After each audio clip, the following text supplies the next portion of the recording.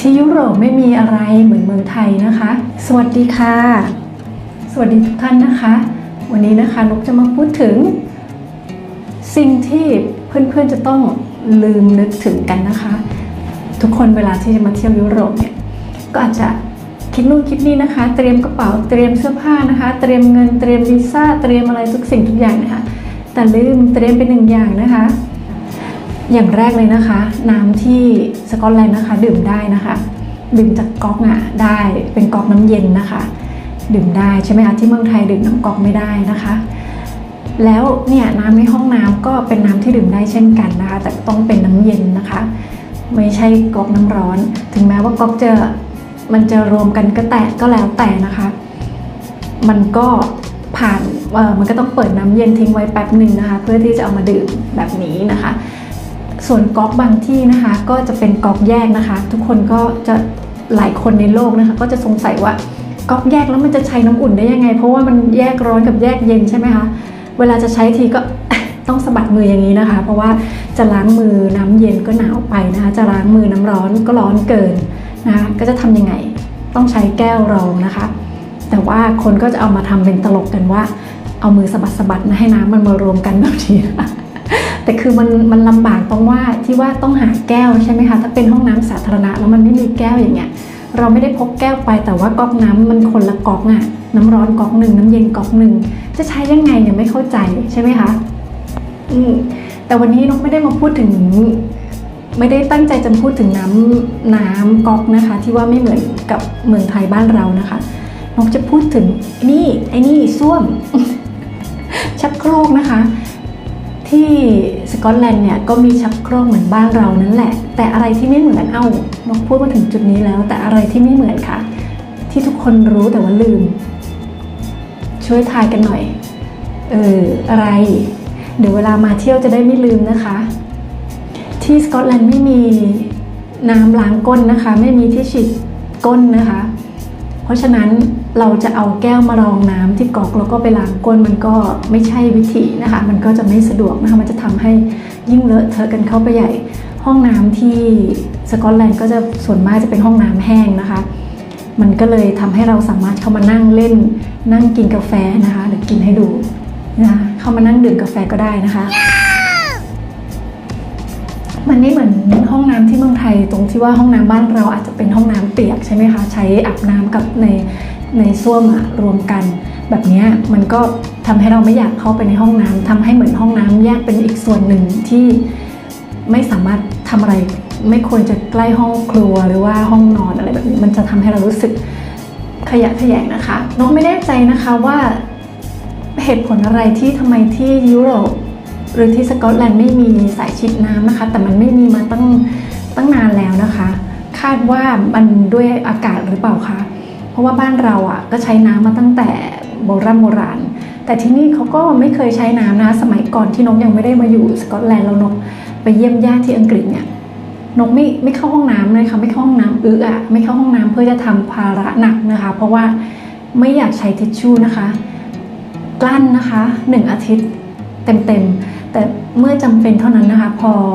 กลั้นไม่ได้เนี่ยต้องเข้านะคะนกจะใช้ทิชชู่เขาเยอะมากนะคะนกทำให้นกรู้สึกเกรงใจนะคะคุณแม่สามีเลยว่าเวลาที่นกอยู่ทิชชู่เขาเปลืองมากเพราะว่าเราใช้ทิชชู่นะคะเขาไม่ใช้สายฉีดน้ำไม่มีด้วยนะคะมีแต่ฝักบัวนะคะยกเว้นว่าคุณจะ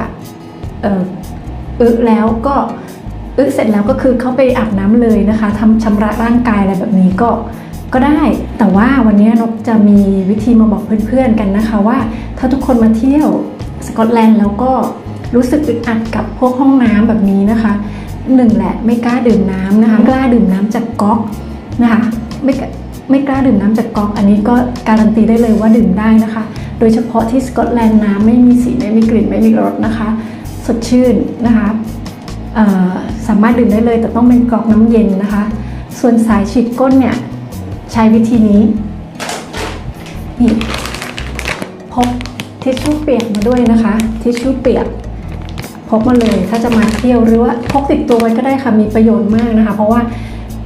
เอาไว้ใช้เช็ดโต๊ะเช็ดอะไรก็ได้นะคะทิชชู่เปียกตั้งแต่นกมีลูกนกก็ใช้มาตลอดเลยนะคะพอดีว่าพอมานี่ก็ สั่งซื้อตลอดเพราะว่าคิดว่าเวลาที่เราสำเร็จภารกิจภาระหนักแล้วเนี่ยปลดทุกข์หนักแล้วเนี่ยเราสามารถที่จะใช้ทิชชู่เปียกได้แทนการใช้น้ำนะคะเพราะว่าเราไม่มีสายฉีดน้ำสมัยก่อนนกบอกว่านกใช้ทิชชู่เยอะมากนะคะเพราะว่านกไม่ชินใช่ไหมคะแต่พอนกมาอยู่นี่ที่สกอตแลนด์เองเนี่ยนกก็ใช้ทิชชู่น้อยลงแต่ว่าอย่างที่บอกนกมีทิชชู่เปียกนะคะช่วยเป็นเครื่องมือช่วยนะคะเวลาจะเข้าห้องน้ำฉี่อะไรแบบนี้นะคะก็แค่เอาทิชชู่เปียกติดตัวมาด้วยนะคะมันก็จะทำให้ทุกคนสบายใจขึ้นนะคะเที่ยวสะดวกขึ้นส่วนถ้าเป็นห้องน้ำสาธารณะอย่างเงี้ยก็มันจะมีทิชชู่อยู่แล้วนะคะก็ไม่ต้องพกเหมือนบ้านเราต้องพกทิชชู่เพราะเราในห้องน้ำส่วนมากไม่มีทิชชู่ที่นั่งเปียกบ้างหรือว่าเราต้องใช้ทิชชู่หลังเสร็จภารกิจบ้างใช่ไหมคะแต่ที่นี่ทิชชู่เยอะนะคะในห้องน้ำส่วนมากเขาจะเตรียมทิชชู่ให้ลูกค้าอยู่แล้วนะคะถ้าไม่มีก็ต้องไม่ได้นะคะเขาก็จะต้องเตรียมให้มันพร้อมนะคะส่วนมากเราก็แค่เตรียมทิชชู่เปียกไปเท่านั้นนะคะแล้วทิชชู่ที่นี่นะคะสามารถทิ้งในโถส้วมได้เลยเพราะว่าระบบของเขามันจะเป็นระบบสำหรับทิ้งทิชชู่อยู่แล้วนะคะท่อเขาจะใหญ่นะสำหรับทิ้งทิชชู่แต่ว่าไม่แนะนำให้ทิ้งทิชชู่เปียกลงในส้วมนะคะทิชชู่เปียกก็ควรจะทิ้งในถังขยะส่วนมากเขาก็จะมีถังขยะแยกนะคะเพราะว่าห้องน้ำเนี่ยเขาก็จะรองรับทุกคนคือมีที่ทิ้งแพมเพิร์สสำหรับเปลี่ยนผ้าอ้อมเด็กด้วยเปลี่ยนแพมเพิร์สเด็กแบบนี้นะคะเราก็สามารถเอาทิชชู่สกปรกเนี่ยไปทิ้งที่ถังขยะแพมเพิร์สเด็กก็ได้นะคะหรือว่าถังขยะที่เขาเตรียมไว้ตรงนี้มันก็จะดีกว่านิดนึงคือมันมีที่ทิ้งทิชชู่แล้วก็ที่ทิ้งทิชชู่เปียกนะคะแล้วก็ที่ทิ้งทิชชู่ลงไปในส้วมได้เลยที่ประเทศไทยก็จะไม่ควรที่จะทิ้งทิชชู่เข้าไปในห้องน้ำใช่ไหมคะในส้วมเพราะว่ามันจะทำให้เกิดการตันได้นะคะแต่ที่นี่ก็จะมีทุกอย่างให้พร้อมแหละเพียงแต่ด้วยความที่เราเคยชินกับสายฉีดก้นนะคะสายฉีดน้ำบ้านเราอ่ะพอเราจะมาเที่ยวบ้านคนอื่นอย่างนี้นะคะเราก็เตรียมทิชชู่เปียกมานิดนึงก็คิดว่าทุกอย่างก็น่าจะราบรื่นดีเพราะว่าทุกคนก็คงจะไม่ลืมอย่างอื่นนอกจากสิ่งนี้นะคะวันนี้นกก็เลยมาเล่าสู่กันฟังเพียงเท่านี้แหละที่อยากจะบอกนี่ก็คิดว่าอย่างที่บอกนะคะคิดว่าทุกคนรู้แหละว่าห้องน้ำที่ยุโรปเนี่ยไม่มีที่ฉีดตูดนะคะ